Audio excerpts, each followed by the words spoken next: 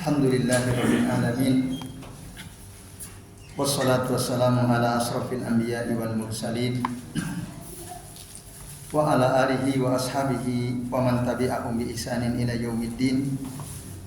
Asyhadu an la ilaha illallah wahdahu la syarikalah wa asyhadu anna Muhammadan abduhu wa rasuluh. Allahumma shalli wa sallim wa barik ala Muhammad wa ala ali Muhammad kama shallaita wa barakta ala Ibrahim wa ala ali Ibrahim fil alamin innaka Hamidum Majid. Amma ba'du. Bapak-bapak dan ibu-ibu serta jamaah sekalian rahimani wa rahimakumullah. Semoga kita semua yang hadir di majelis ini senantiasa dirahmati Allah Subhanahu wa taala. Amin ya Allah ya rabbal alamin. Baik Bapak Ibu dan jamaah sekalian, a'azani Allah wa iyyakum ajmain. Pada pertemuan pekan lalu kita, kalau tidak salah ya, sudah sampai pada poin yang nazam yang ketujuh ya. Li'annahu al-ilmu alladzi la yanbaghi li'aqilin li fahmihi lam yabtaghi.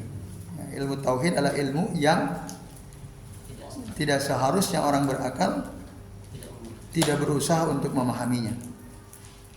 Artinya orang yang berakal harus memahami ilmu tauhid. Nah, ini Bapak Ibu dan jamaah sekalian rahimani wa rahimakumullah. Maka kata saya Shalih bin Fauzan, fa ilmul aqidati yajibu an yakuna bi muqaddimatil ulum. Ini keterangan dari kitab saya Shalih bin Fauzan ya. Kalau di kitab yang Bapak Ibu pegang ya, karya saya Abu Muhammad As-Sof bin Abdul Maksud, beliau menjelaskan sedikit itu ya. Ilmu tauhid itu kata beliau al-ilmu alladzi la yasluhu wa la yastaqimu lil insan al-aqil an la yabtaghi fahmahu, yaitu ilmu yang tidak benar dan tidak lurus bagi orang yang berakal jika dia tidak berusaha untuk memahaminya. Atau kata beliau ya, annahu la yanbaghi lil aqili an yada'a fahma ilmi tauhid. Sesungguhnya tidaklah pantas bagi orang berakal untuk meninggalkan memahami ilmu tauhid. Kenapa? Li'annahu al-asl. Karena itulah ya, pokok ilmu itu ya tauhid. Ya, li'annahu al-asl. Nah, kata saya Shalih bin Fauzan juga katakan, nah, jadi hendaklah ilmu tauhid atau ilmu akidah itu menjadi ilmu pertama ya. Wa fi muqaddimati ihtimami talabatil ilmi wal muallimin, dan menjadi perhatian pertama ilmu tauhid atau ilmu akidah itu bagi para penuntut ilmu wal muallimin, dan bagi para guru ya, para pengajar, di mana mereka seharusnya memulai belajar ilmu ini sebelum ilmu yang lain. Tidak seperti yang dikatakan oleh ahlul dhalal wa ahlul jahal al-yawm. Jadi orang-orang sesat atau orang yang bodoh pada hari ini mengatakan di mana mereka ini meninggalkan ilmu tauhid ya. Kata mereka apa? Kaifa tu'allimuna al-muslimina at-tauhid? Bagaimana mungkin kalian mengajarkan kaum muslimin tentang tauhid wa humul muslimun? Kan mereka sudah muslim gitu. Ngapain lagi diajari ilmu tauhid? Udah muslim. Nah, kata orang ahlul jahal wa ahlul dhalal gitu ya. Lalu dibantah oleh Syekh Shalih bin Fauzan, naqul la yakunu muslimina illa idza qamu bit tauhid. Mereka itu, orang-orang itu tidaklah betul-betul menjadi seorang muslim kecuali apabila mereka menegakkan tauhid. Tanpa tauhid ya bukan muslim. Gitu maksudnya. Ada orang ngaku Islam, KTP-nya Islam tapi tauhidnya rusak. Nah, itu enggak bisa disebut betul-betul sebagai seorang muslim. Nah, wala yakumuna bit tauhid illa idza arafuhu wa fahimuhu. Dan tidaklah mereka bisa menegakkan tauhid kecuali jika mereka mengetahui tauhid dan memahami tauhid. Amma idza jahiluhu, adapun orang yang tidak paham, jahil tentang tauhid, fa innahum la yuhaqqiqunahu wa la yaqumuna bihi. Nah, sesungguhnya mereka ini tidak merealisasikan tauhid, ya, tidak mungkin bisa merealisasikan tauhid dan tidak mungkin bisa menegakkan tauhid kalau enggak paham. Nah, disinilah penting kita belajar ilmu tauhid. Nah, ini Bapak Ibu dan jamaah sekalian rahimani wa rahimakumullah.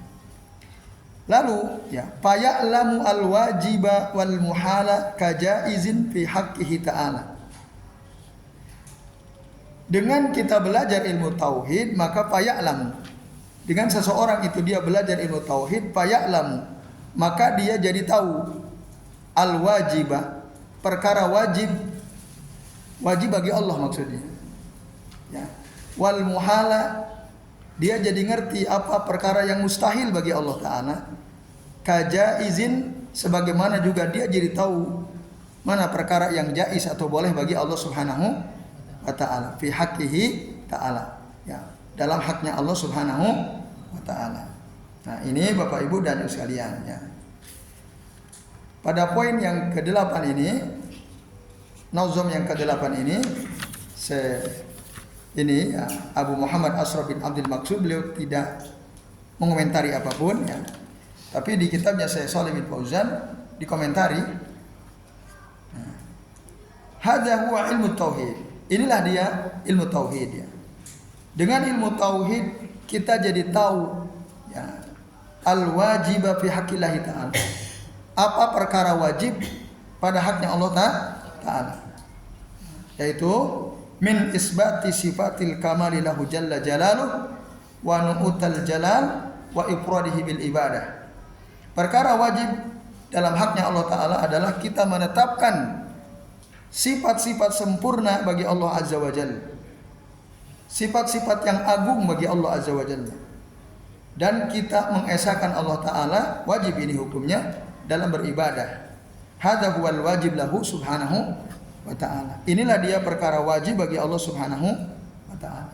Nah, dengan kita belajar ilmu tauhid, kita jadi ngerti apa yang seharusnya kita lakukan. Yaitu tadi menetapkan seluruh sifat-sifat sempurna bagi Allah Subhanahu wa ta'ala. Lalu mengesahkan Allah Ta'ala dalam beribadah.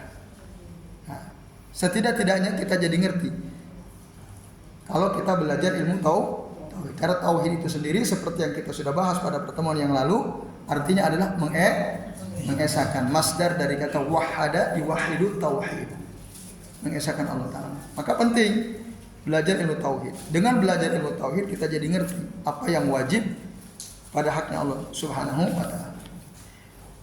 Kemudian yang kedua, dengan belajar ilmu tauhid kita jadi paham apa yang mustahil bagi Allah Ta'ala. Nah, al-muhal, yaitu apa? Kawujudu asy-syarik lillahi azza wa jalla was-sabih wal masil wa hadza mustahil. Seperti misalnya perkara yang mustahil bagi Allah Ta'ala pada haknya adalah adanya sekutu bagi Allah Ta'ala. Kawujudu asy-syarik, kawujudi syarik lillah. Itu nggak mungkin. Ada orang yang bersekutu dengan Allah Ta'ala, gitu ya. Tidak mungkin. Ada sekutu bagi Allah. Walas sabih walal mathil. Tidak mungkin ada yang serupa dengan Allah. Tidak mungkin ada yang sama dengan Allah. Ini mustahil. Hada mustahil karena dalam Al-Quran jelas sekali ya, dalam surah Asy-Syura ayat 11 ya, Allah Subhanahu wa ta'ala mengatakan laisa kamitslihi syai'un. Tidak ada sesuatu yang sama dengan Allah Ta'ala. Walam yakul lahu kufuwan ahad. Tidak ada seorang pun yang setara dengan Allah Subhanahu wa ta'ala. Enggak mungkin. Atau dalam surah An-Nahl ayat 74, Allah melarang wala tadribu lillahil amsal. Jangan membuat perumpamaan atau permisalan untuk Allah Ta'ala. Nah ini banyak dilakukan ya. Misal ada orang sering ini kita dengar, ketika mereka mendorong kita untuk kalau kita punya hajat, punya kebutuhan, maka kita dianjurkan untuk ziarah ke kuburan orang soleh, katanya gitu ya. Berdoalah di dekat kuburan orang soleh supaya doa kita dijabah oleh Allah Ta'ala. Alasannya apa?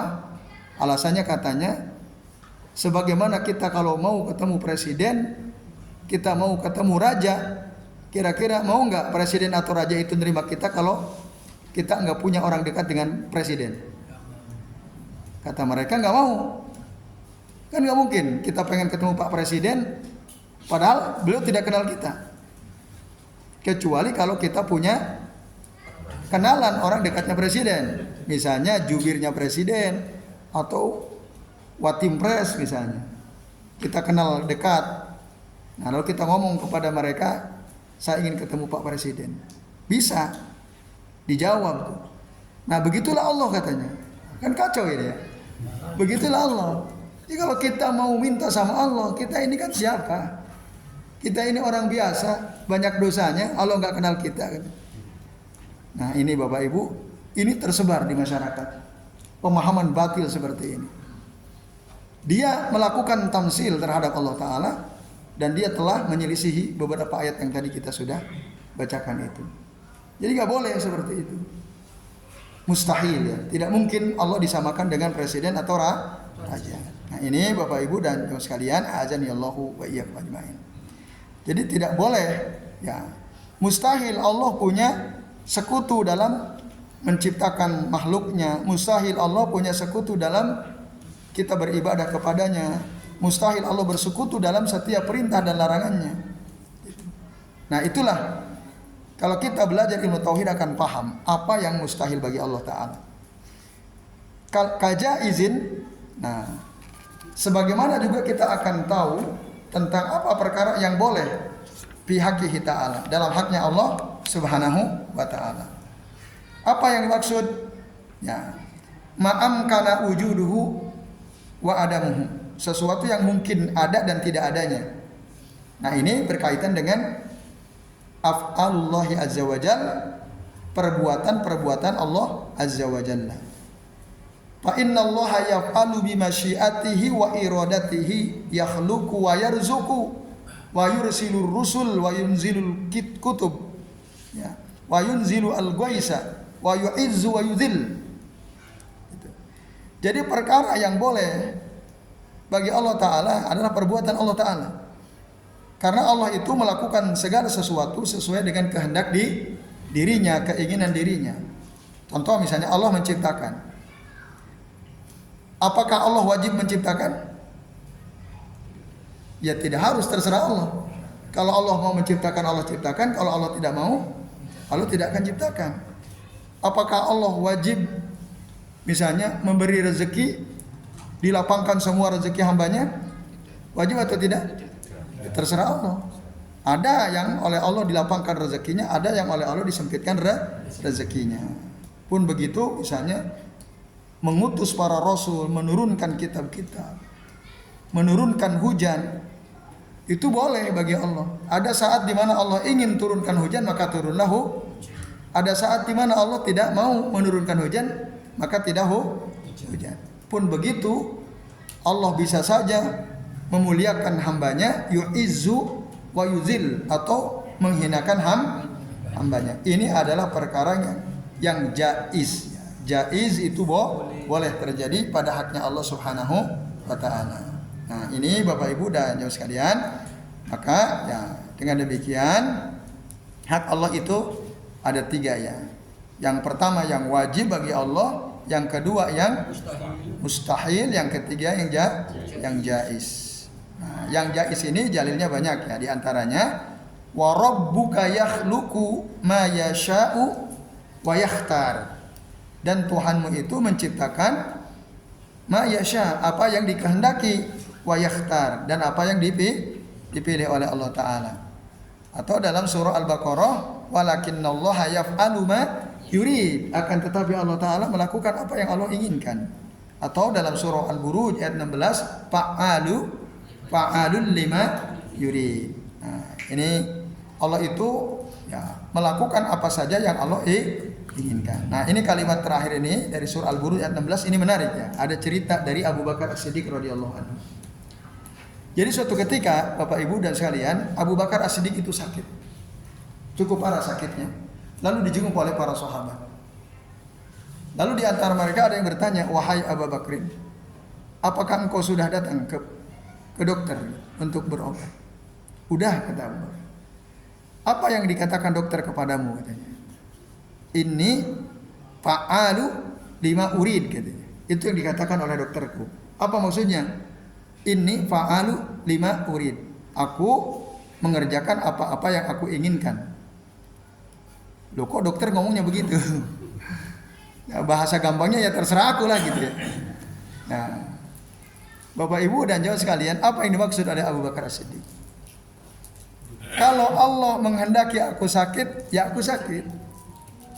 Aku sakit pasti dikehendaki oleh Allah. Kalau Allah menghendaki aku sembuh, kira-kira sembuh atau tidak? Sembuh. Makanya terserah Allah gitu. Itu ya Abu Bakar. Beliau meyakini bahwa sakit sembuh itu semua adalah dikehendaki oleh Allah Subhanahu wa taala. Sehingga Abu Malik Kamal bin Said Salim berobat itu bagi orang yang punya keyakinan seperti Abu Bakar hukumnya tidak wajib. Tidak wajib bagi orang yang tingkat iman dan yakinnya itu seperti Abu Bakar. Tapi kalau tidak sehebat beliau, wajib berobat, bahaya nanti. Iya. Kalau tidak sehebat Abu Bakar keimanannya, wajib berobat. Nah, jangan coba-coba ya. Tapi kalau sudah selevel beliau, tidak perlu, ya, tidak wajib berobat itu. Ya, ini Bapak Ibu dan hadirin sekalian, azani Allahu wa iyyakum ajmain. Nah, itu ya. Jadi, nah, itu keterangan dari bait yang ke-8. Dengan ilmu tauhid, jadi kita jadi paham apa yang wajib bagi Allah, apa yang mustahil bagi Allah, apa yang boleh bagi Allah Subhanahu wa taala. Isya jam berapa sekarang? Sudah masuk Isya ini? Oh, ya sudah. Abul dikit lagi ya. Baik. Saya bacakan nazm bait yang ke-9 ya. Shara min adati ahli ilmi an ya'tanu fi sabrida bin nazm. Nah, maka ya, shara min adati ahli ilm, dari kebiasaan ulama itu, dari kebiasaan ulama itu atau min adati ahli ilm an ya'tanu, mereka memperhatikan fi sabri za bin nazm. Nah, di dalam sabar di kitab Bapak Ibu diterangkan sabar itu fi tatabu'i za itu hadal ilm, tentang ilmu tauhid ini. Nah, jadi memperhatikan untuk tatabu itu ya mengikuti atau menerangkan ilmu ini bin nazm. Nah, jadi para ulama itu biasanya mereka ya memperhatikan dengan menerangkan ilmu tauhid ini dengan model nazom. Nazom itu bahasa kitanya itu apa? Syair, bait-bait syair, lawan katanya nasr. Nasr itu prosa, tulisan bebas. Kalau syair kan akhirnya harus sama kan gitu.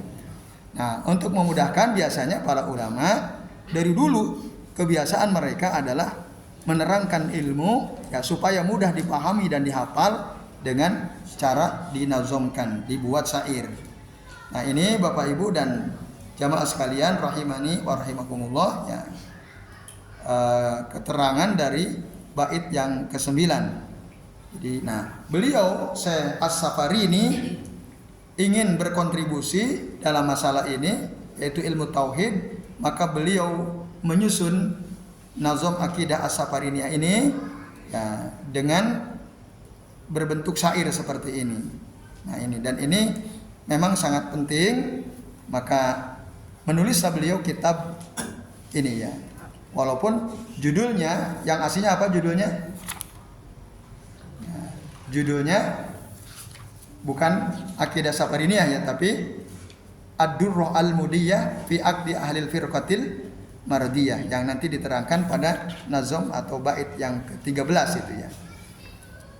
Baik Bapak Ibu dan jemaah sekalian, karena sudah waktu Isya ya kita rehat dulu sejenak untuk mendengarkan azan Isya. Ya, silakan Pak Tri.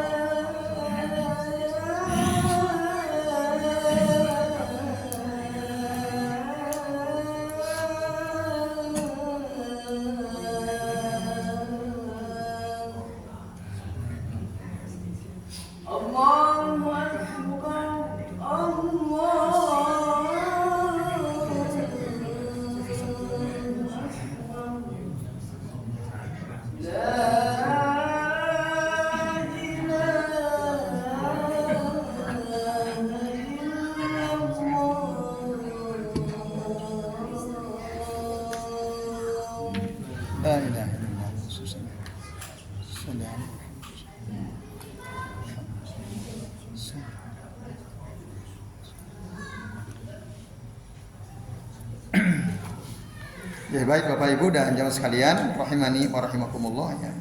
Jadi kita tadi sudah sampai bait yang keberapa?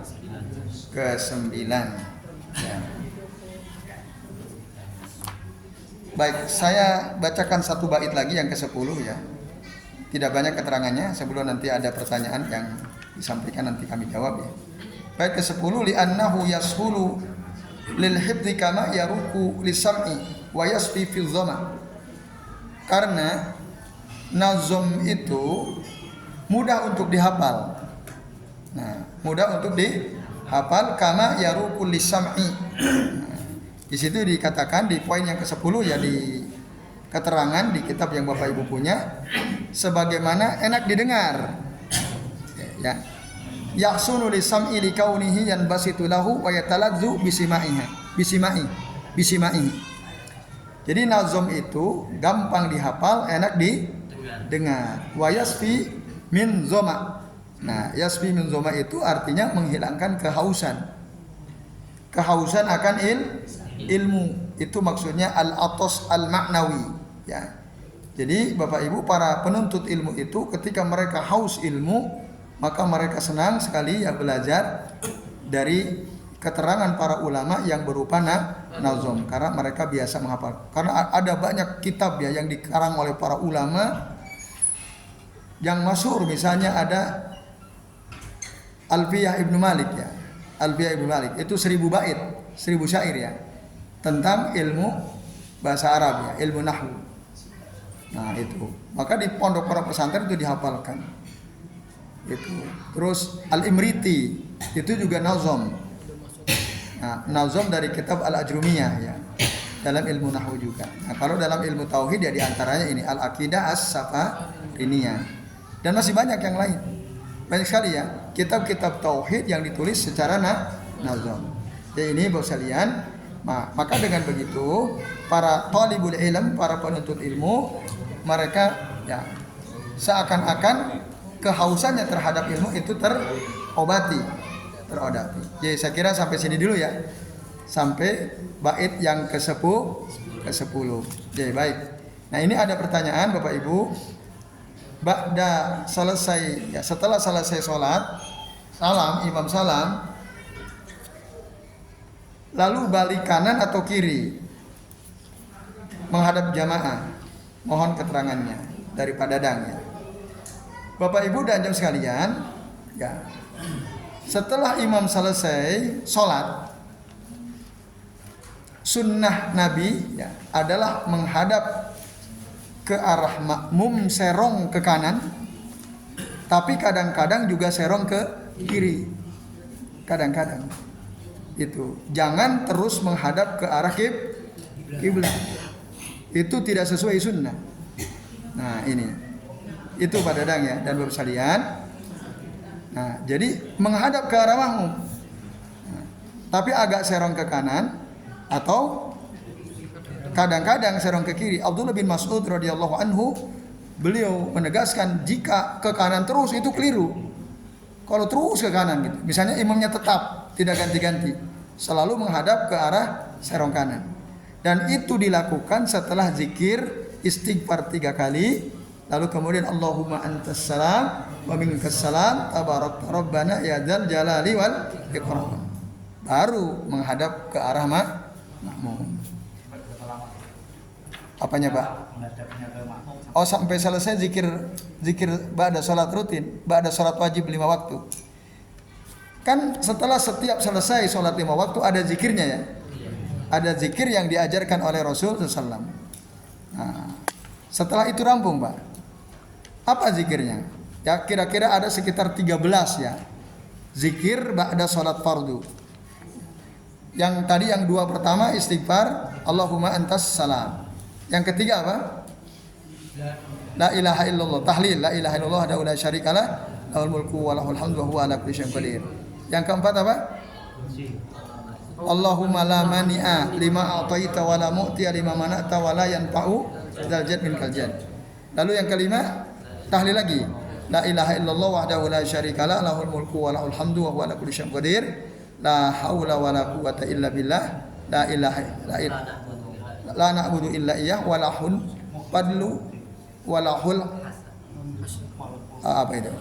La ilaha illallah la syarikalah lahul mulku wa lahul hamdu wa huwa qadir. La haula wa la quwwata illa billah. La na'budu illa iyyah wa lahul hamdu wa lahun ni'mah wa lahus sanaul hasan. La ilaha illallah mukhlishina lahuddin walau karihal kafirun. Itu yang kelima. Yang keenam tasbih. Nah, tasbih. Yang ketujuh tahmid 3333. Yang kedelapan takbir. Yang kesembilan tahlil lagi. Lalu yang ke-10 la haula al-hauqalah dulu. La haula wala quwata illa billah. Atau kalau ini digabung berarti yang ke-9 ini ya. Tahlil sama la haula wala quwata illa billah. Yang ke-10 ayat kursi. Yang ke-11 al-ikhlas, al-falaq, an-nas. Itu Pak. Setelah rampung itu udah. Nah, kalau menurut ya keterangan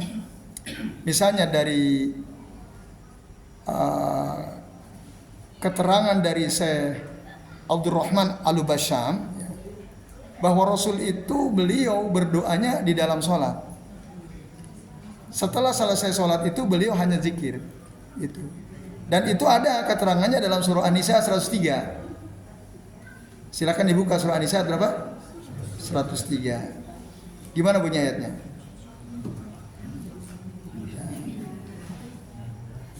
Ayat 103 dari surah An-Nisa. Nah, udah ketemu? Apabila kamu telah menyelesaikan sholatmu, ingatlah Allah ketika kamu berdiri. Nah, fa'idha qadaitumus shalah fadhkurullaha qiyaman wa qu'udan wa ala junubikum ya. Nah, dan seterusnya. Jadi apabila kalian setelah selesai menunaikan sholat, maka berzikirlah kepada Allah. Baik dalam keadaan berdiri, ya berdiri dulu ya, atau dalam keadaan duduk, atau dalam keadaan berbaring. Nah, jadi itu zikir. Doanya di mana? Kalau Rasul dalam sholat, Pak. Kapan doa terbaik dalam sholat itu? Ketika sujud dan tasyahud terakhir sebelum salam. Gitu. Cuma memang kalau kita agak repot Pak ya. Betul nggak? Mau doa pas sujud bisa nggak kita? Tinggal imam salam. Kayaknya kesempatan untuk memperbanyak doa nggak ada Pak ya. Nah, tidak ada. Nah, sehingga padahal kita punya banyak hajat, punya banyak permintaan kepada Allah Ta'ala. Karena imam tidak memberikan kesempatan untuk banyak berdoa waktu sujud. Setiap sujud, harusnya setiap sujud itu perbanyak doa. Kata Nabi apa? Aqrabu ma yakunu al-abdu ma'a rabbih wa huwa sajidun fa'aksiru ad-du'a. Keadaan terdekat seorang hamba dan Allah Tuhannya adalah ketika dia sedang sujud. Perbanyaklah doa. Bisa nggak kita amalkan hadis ini dalam sholat berjamaah? Bisa diamalkan nggak? Padahal ini hadis Nabi ini berlaku untuk sholat sunnah atau sholat wajib juga.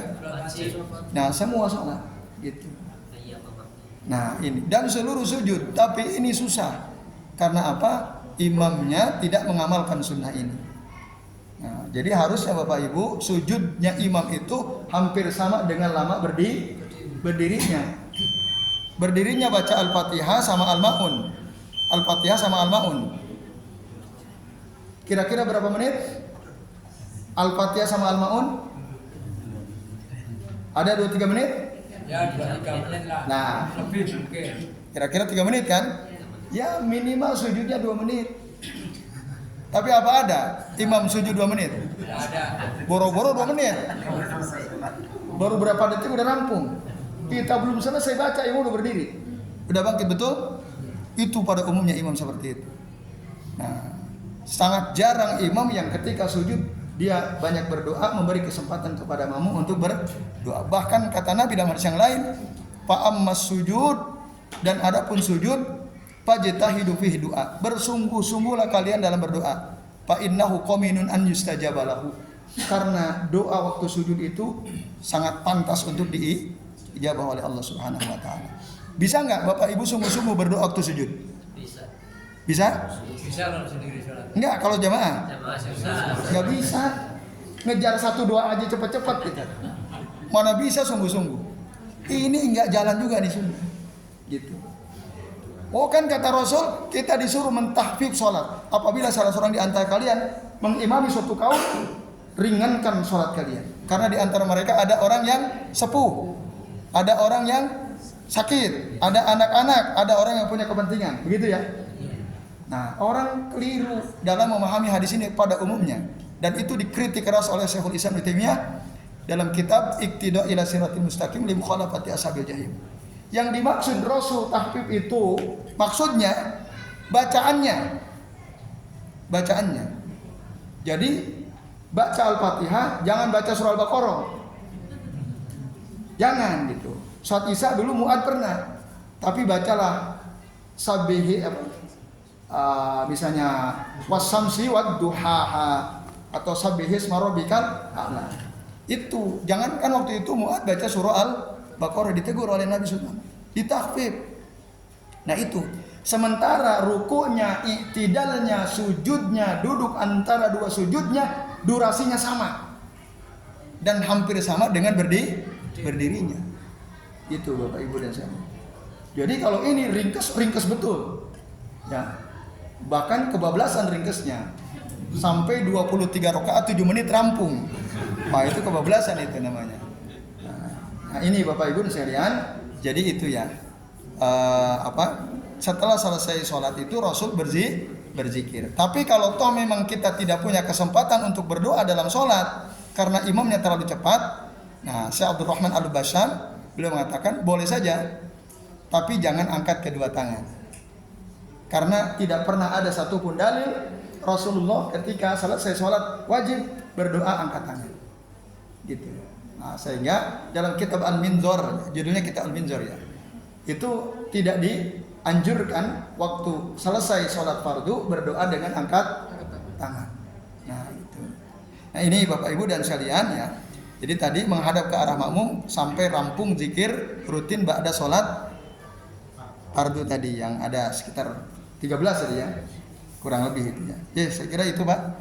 Jadi ya gimana? Berhubungan dengan hak Allah tadi yang disampaikan, salah satu contohnya adalah memberi rezeki. Katakanlah hujan. Nah, kemudian kan manusia itu sering mengeluh kepada Allah gitu loh. Jadi ya, pindah hujan atau nolak hujan kan, itu hukumnya gimana bagi yang minta dan bagi orang yang nolak? Ya. Bapak Ibu dan jamaah sekalian, a'adzani Allah wa iyyakum. Nolak hujan tuh nggak boleh. Rasul tidak pernah nolak hujan. Tapi Rasul minta supaya tempat di mana beliau berada tidak hujan pernah. Tapi kalau nolak hujan tidak pernah. Nah, tapi tadi di tempat yang lain, di tempat tumbuhnya pohon, di lembah-lembah. Nah, tapi di tempat di mana beliau berada, waktu itu kan ada sahabat masa paceklik kekeringan, Rasul lagi khutbah Jumat, dia datang langsung. Padahal waktu itu Rasul lagi khutbah. Ya Rasul, nah wahai Rasulullah, berdoalah kepada Allah Tuhanmu supaya Allah turunkan hujan. Lalu Rasul berdoa, Allahumma agis, Allahumma agis, Allahumma agis. Nah langsung diijabah tuh oleh Allah, turun hujan seminggu, hujan enggak berhenti, hujan terus. Akhirnya bingung tuh orang-orang, hujan terus nggak bisa ngapa-ngapain. Jumat berikutnya minta lagi pada Rasul, ya Rasul ini kami ya nggak bisa ngapa-ngapain. Kira-kira begitu kalimat sederhananya ya, maknanya yang ringkasnya. Lalu mohonlah kepada Allah supaya Allah menghentikan hujan. Nah Rasul berdoa, tapi tadi ya beliau tidak menolak hujan, tapi supaya Allah menurunkan hujan di tempat-tempat yang lain. Nah itu boleh ya. Tapi dengan berdoa nggak bisa pakai remote. Ya.